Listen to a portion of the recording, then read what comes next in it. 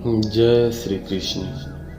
श्री राधे श्री कृष्ण की साक्षात हृदय हैं और राधा कृष्ण का संवाद बहुत ही गहरा है। उसे शब्दों में समझ पाना उतना आसान नहीं है। ये बात उस समय की है जब महाभारत के बाद श्री कृष्ण द्वारिका लौटे थे। वो बहुत उदास रहने लगे। रुक्मिणी, सत्यभामा आदि सभी रानियों ने उनकी उदासी का कारण पूछा, लेकिन कृष्ण नहीं बोले। रुक्मिणी जी समझ गई कि कृष्ण के मन में अनंत वेदना है और उस वेदना का एकमात्र उपाय श्री राधा जी हैं। उन्होंने मुस्कुराते हुए कृष्ण से पूछा, क्यों न राधा जी को कुछ दिन मेहमानी के लिए यहाँ बुला लिया जाए।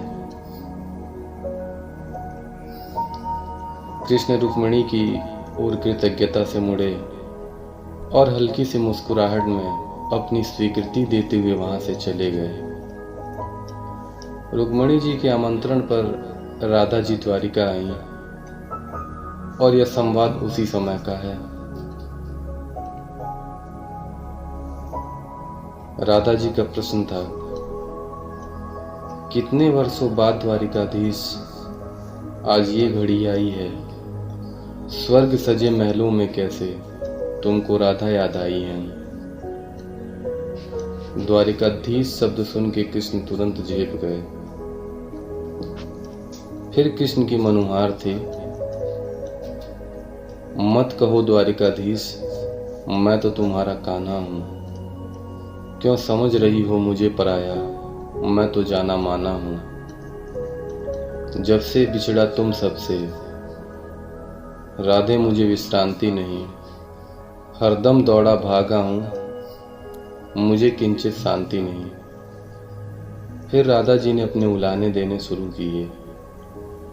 क्यों होगी शांति तुम्हें कान्हा, जब से तुम द्वारिकाधीश बने। गोकुल वृंदावन को विसरा, राजनीति के अधीश बने। वंशी भूले यमुना भूले, भूले गोकुल के ग्वालों को। प्रेम पगी राधा भूले, भूले ब्रज मत वालों को। अब बहुत दूर जाकर बोलो, कान्हा कैसे लौटोगे।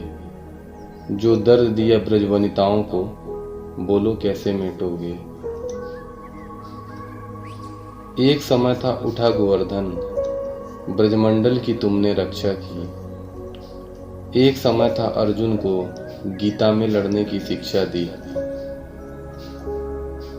एक समय था ब्रजमंडल में तुम सबके प्यारे प्यारे थे।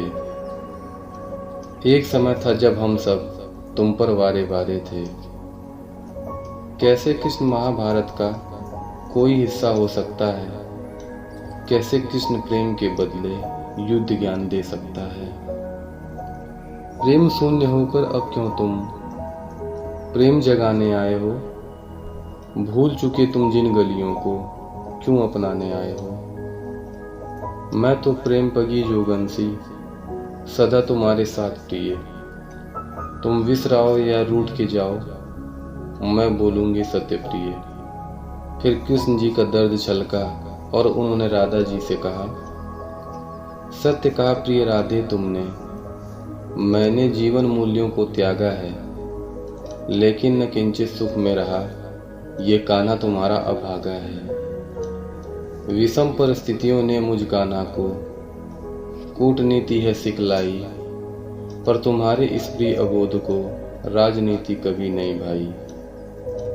लेकिन न किंचित सुख पाया इन भव्य स्वर्ग से महलों में। बिसर न पाया वह सुख जो मिला था गोकुल गलियों में। भूला नहीं आज तक हूं मैं वह आनंदित रास प्रिय।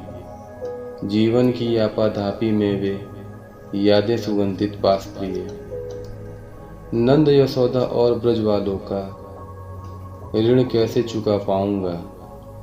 कौन सम्मुख लेकर अब मैं उनके सम्मुख जाऊंगा।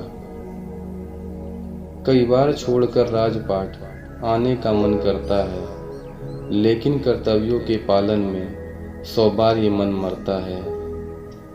मेरी विषम व्यवस्थाओं का आज आकलन तुम करो प्रिय, अपराध बोध से ग्रसित इस हृदय दंश को तुम हरो प्रिय। राधा जी ने जब देखा कि कन्हैया अपराध बोध से ग्रसित हो रहे हैं तो उन्होंने कुछ प्रेम लेपन करना शुरू किया और बोली, कान्हा से तुम कृष्ण बने, फिर तुम बने द्वारिकाधीश, भक्तों के तुम भगवान प्यारे, मेरे हो आधीश।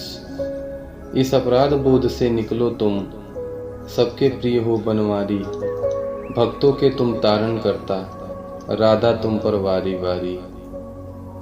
100 जन्मों के वियोग को सह लूंगी कान्हा प्यारे, एक पल तेरा संग मिले जो, मेरे हों बारे न्यारे। फिर कृष्ण जी ने कहा कि सच कहूँ राधा, जब जब भी तुम्हारी याद आती थी, इन आंखों से आंसुओं की बूंदें निकल आती थी। फिर राधा जी बोली, लेकिन मेरे साथ तो ऐसा कुछ नहीं हुआ, ना तुम्हारी याद आई, ना ही कोई आंसू बहा, क्योंकि हम तुम्हें कभी भूले ही कहाँ थे, जो तुम हमें याद आते। इन आंखों में सदा तुम रहते थे, कहीं आंसुओं के साथ निकल ना जाओ, इसलिए रोते भी नहीं थे।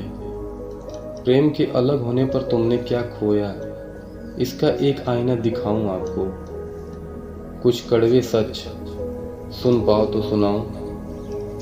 कभी सोचा इस तरक्की में तुम कितने पिछड़ गए।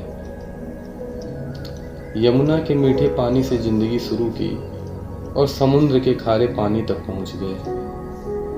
एक उंगली पर चलने वाले सुदर्शन चक्र पर भरोसा कर लिया और 10 उंगलियों पर चलने वाली बांसुरी को भूल गए। कान्हा, जब तुम प्रेम से जुड़े थे तो जो उंगली गोवर्धन पर्वत उठाकर लोगों को विनाश से बचाती थी, प्रेम से अलग होने पर वही उंगली क्या क्या रंग दिखाने लगी। सुदर्शन चक्र उठाकर विनाश के काम आने लगी। कान्हा और द्वारिकाधीश में क्या फर्क होता है, आओ बताऊं तुम्हें। कान्हा होते तो तुम सुदामा के घर जाते, सुदामा तुम्हारे घर नहीं आता। युद्ध में और प्रेम में यही तो फर्क होता है। युद्ध में आप मिटाकर जीतते हैं और प्रेम में आप मिटकर जीतते हैं।